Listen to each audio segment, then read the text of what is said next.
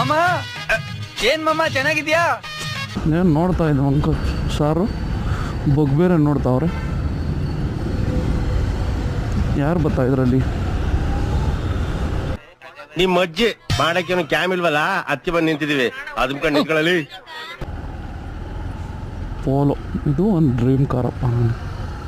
Who stopped you? ನಿಮ್ಮನ್ನ ತಡೆದಿರುವವರು ಯಾರು? ಡ್ರೀಮ್ ಕಾರ್ ಅಂತಲ್ಲ, ಅದು ತಗೋಬೇಕು ಅಂದ್ಕೊಂಡಿದ್ದೆ, ಮಿಸ್ ಆಗಿ ನಾನು 820 ತೊಗೊಂಬಿಟ್ಟೆ. ನನ್ನ ಅವಶ್ಯಕತೆ ಯಾರಿಗಿದೆ?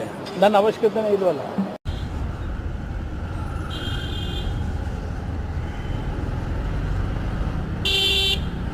ಅಣ್ಣ ನಮಸ್ಕಾರ ಕಣ್ಣಣ್ಣ.